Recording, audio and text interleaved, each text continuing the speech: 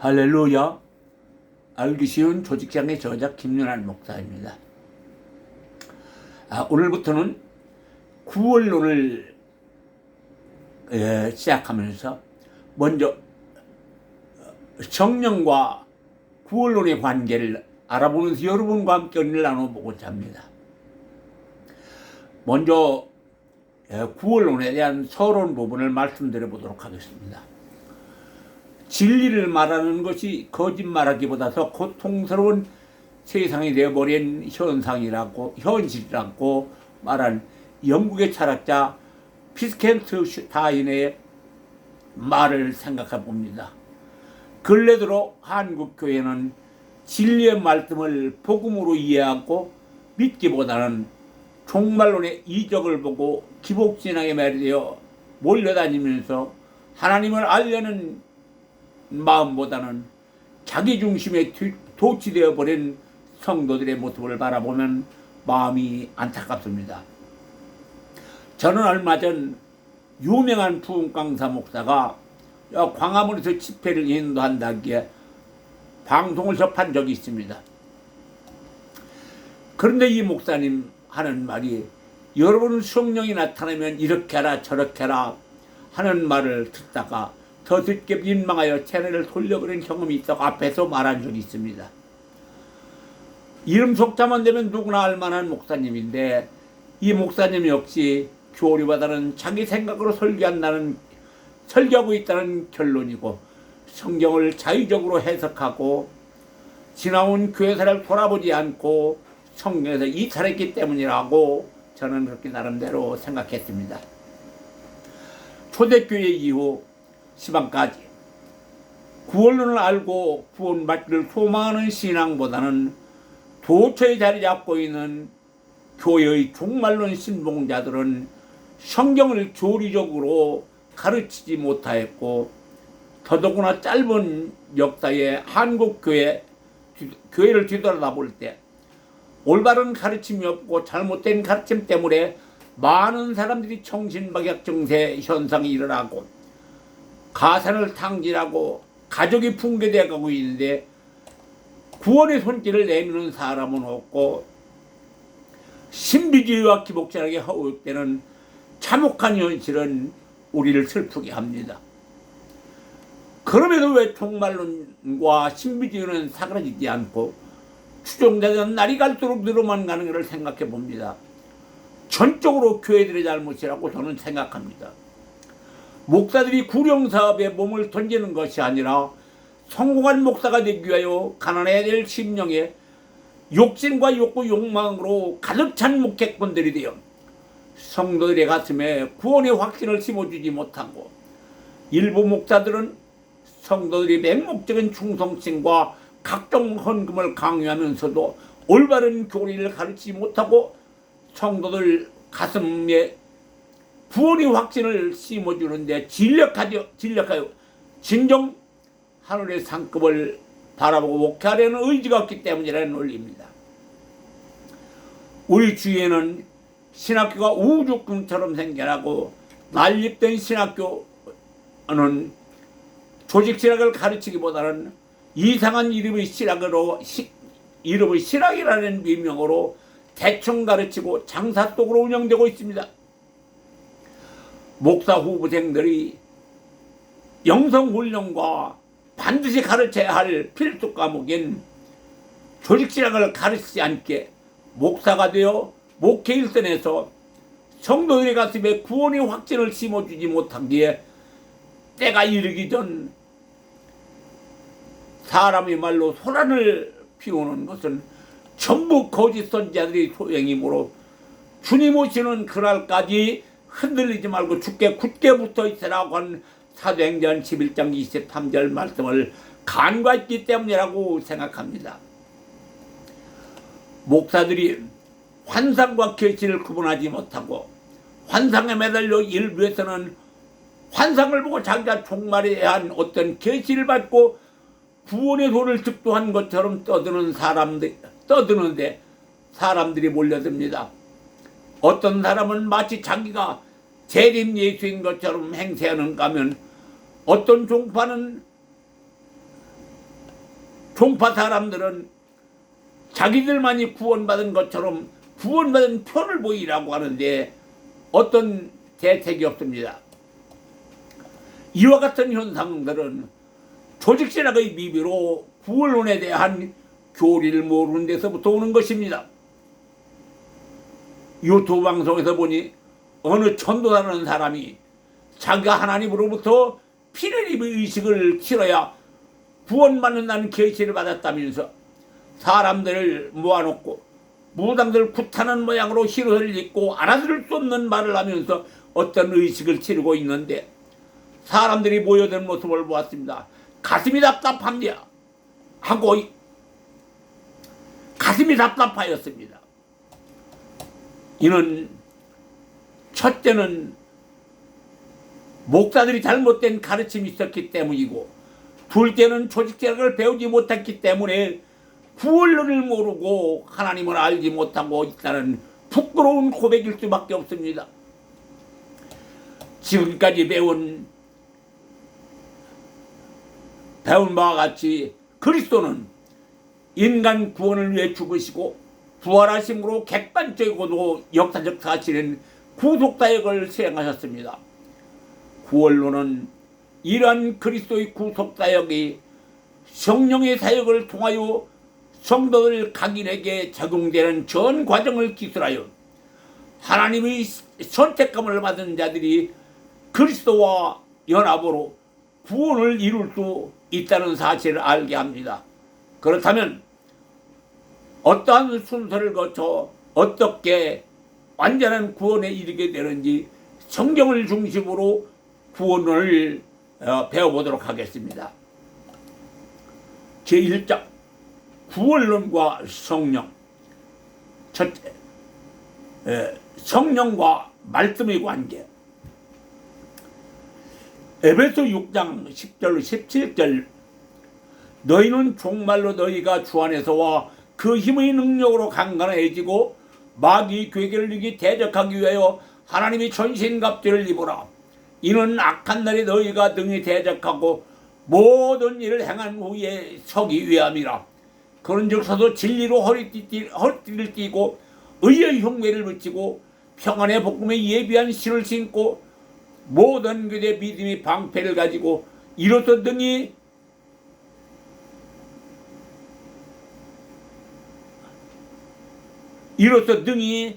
악한 자의 화전을 소멸하고 구원의 투구와 성령의 검 곧 하나님의 말씀을 가지라.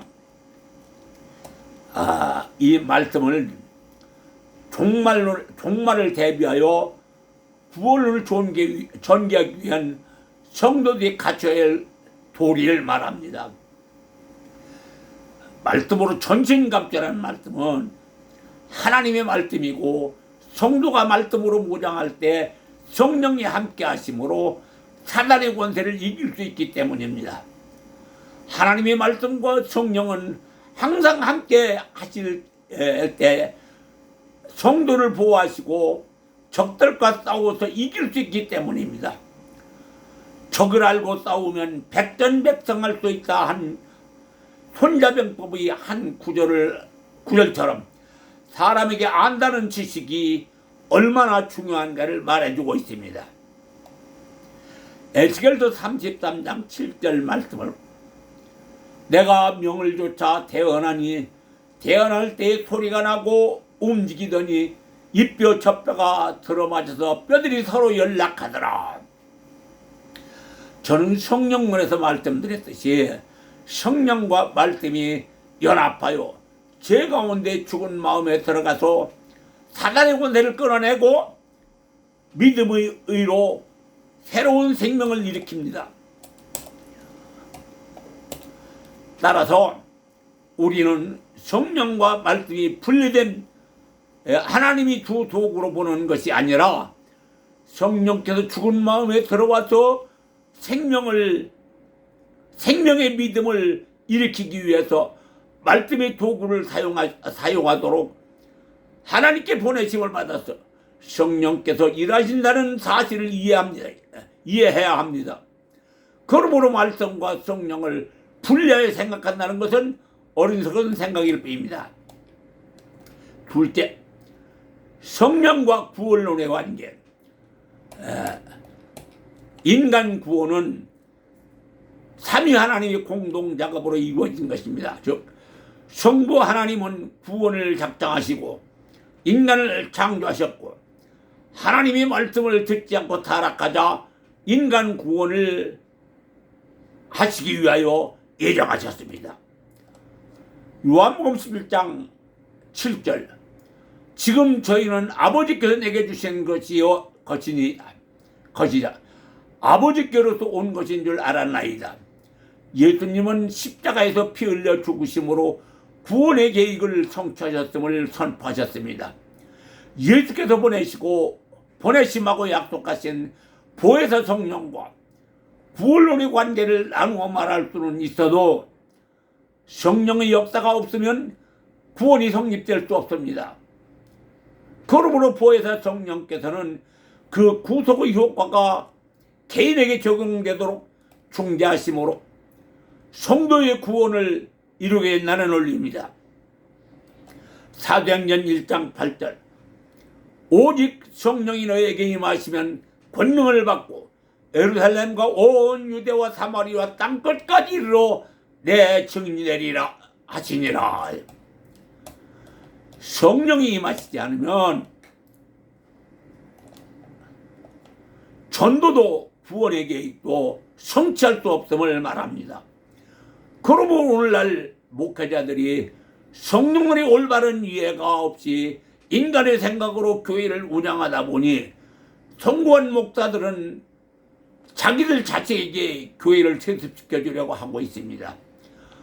예수님이 구원 계획과는 다른 길을 가면서 육신의 욕구를 위하여 성공한 목사가 되려고 직업적인 목회를 하고 있기 때문이라는 말입니다. 경제 논리로 성공한 목사가 되려고 하다 보니 여기저기서 낯뜨거운 소리가 매스컴을 타는가 하면 교리를 모르기 때문에 신비주의에 빠져 목양질은 망가지고 사단들이 놀이새가 되어 세상의 손가락질과 치살의 대상이 되었습니다. 교만한 마음과 인간적인 생각을 버리고 믿음으로 살려는 사람은 절대적으로 굶겨지기는 하나님이 아니십니다. 목사가 고난당하는 것은 절대적으로 정당한 사역이라고 앞에서 말씀드린 적이 있습니다. 예수님이 십자가에서 죽으시기까지 참으셨던 모습을 묵상해 보면 저희 주장에 이해가 될 것이며 하나님이 주시는 평안이 함께 하시는 줄 믿으시기 바랍니다.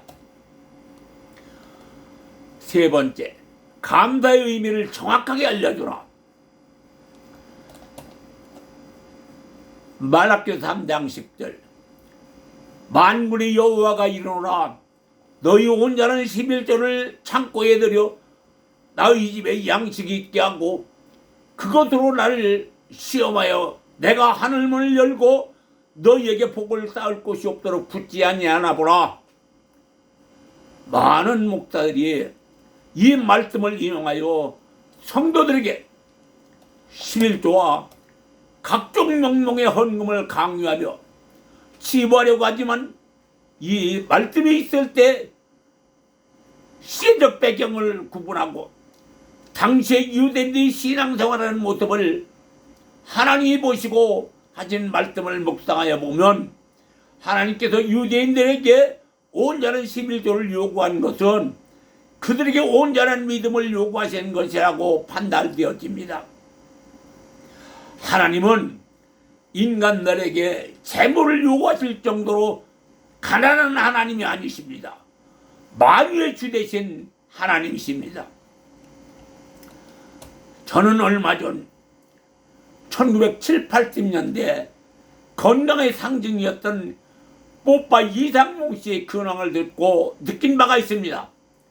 그분은 젊어서 돈 벌어가지고 심장병으로 죽어가는 어린이들을 600명을 살릴 수 있도록 수술비를 지원하여 도와주었다고 합니다. 그러나 그렇게 건강하던 사람도 세월 앞에는 장사 없습니다. 얼마 전 뇌혈증으로 쓰러져 투병 생활을 하는데 자기가 살게 도와준 600명 중에서 단 한 명도 소식이 없다는 보도를 접한 적이 있습니다. 그 소식을 접하고요, 예수 믿는 사람들은 무엇을 잘 내게 해주어서 감사하는 것이 아니라 예수님이 십자가에서 피 흘려 죽으심으로 죄인이었던 우리가 구원을 받을 수 있게 하여 주신 그 희생에 감사하는 것입니다. 희생에 감사할 줄 모르는 사람은 대개는 금수와 같은 인간이라고 말합니다. 예수님은 자기 희생으로 수많은 사람들에게 구원을 얻게 하시어 구속의 완성을 이루게 하시는 모습을 바라봅시다. 거기에 우리들이 감사할 줄 알아야 하는 것입니다. 지금 우리 교회는 감상금 명목으로 80가지가 넘는 명목을 붙여서 감사헌금을 강요한다고 합니다. 그러나 성경 어디에도 감사헌금을 강요한 성경 구절이 없습니다. 성도가 반드시 알아야 하는 것은 예수님이 희생에 감사할 줄 알아야 한다는 논리입니다. 예수 그리스도는 자기 스스로 이름을 남기려고 하지 않았습니다. 인생의 마지막 날까지 오직 예수님만 바라보는 삶으로 하여금 성령께서 끝까지 함께 하는 한국교회와 성도들 되기를 바라는 마음입니다. 그 다음에 네 번째, 성령의 일반적 사역. 성령은 인간 구원의 특별 사역 외에도 자연과 인간을 보존하시며 발전케 하시고 기존 질서를 위한 일반 은총을 주시는 사역도 함께 행하십니다. 이러한 일 가운데 중요한 것은 일반 은총인데 이는 마음의 갱생까지는 이르지 아니하나 인간을 도덕적 강화와 권선징악으로 죄를 방지하며 사회 질서를 유지케 하고 정의사회를 증진시키는 역할을 하십니다. 그러면 첫째, 성령의 일반 은총의 방법. 로마서 2장 14절로 15절. 율법이 없는 이방인의 본성으로 율법의 일을 행할 때는 이 사람은 율법이 없어도 자기가 자기에게 율법이 되나니 이런 이들은 그 양심이 증거가 되어 그 생각들이 서로 혹은 고발하며 혹은 변명하여 그 마음에 새긴 율법의 행위를 나타내느니라. 하나님은 성령의 일반 계시를 통하여 자연의 양심을 기도하고 인간의 악한 본성을 규제하는 정보를 설립케 하고 여론과 신적 형법 및 보상으로서 인간을 선하고 의롭게 만드는 역할을 하게 합니다. 그러나 일반적 은총으로는 사람의 본성을 변화시킬 수는 없습니다. 하나님의 일반적 은총은 모든 사람의 양심이 처음에는 선하게 창조되었으나 아담과 하와의 범죄 이후 그 죄성이 점차 변질되어 갔음을 말하는 것이며 사단이 가져온 악한 본성을 규제하기 위하여 인간 스스로 정부를 설립하고 각종 규제장치를 만들어 사람들을 다스리기 위하여 때로는 피 터지는 싸움으로 자기의 자리를 지키기 위하여 각종 규제 법률을 만드는 것이라는 논리입니다. 사랑하는 성도 여러분, 그리고 목회자 여러분, 사단과의 싸움은 어디서 오는가를 생각하여 봅시다. 창세기 1장 26절 모든 것을 다스리게 하지 하시고 라는 이 말씀을 묵상하여 보면 하나님은 사람에게 자연을 다스리며 살라고 하셨는데 아담과 하와가 선악과를 먹은 후 사람의 몸에서 하나님의 형상이 떠나가고 사단의 형상이 들어와 자리 잡게 되자 사람은 사람을 다스리며 우두머리가 되기 위하여 서로가 피터지는 싸움을 하는 것입니다. 그렇다면 우리는 종말에 이루어질 마지막 승리를 위하여 말씀으로 전신갑주를 취하고 진리로 허리띠를 띠고 의의 흉배를 붙이고 종말의 마지막 영적 싸움에서 반드시 승리하시기를 예수님의 이름으로 축원하여 드립니다. 아멘. 오늘은 여기까지만 하겠습니다. 지금까지 김윤환 목사였습니다.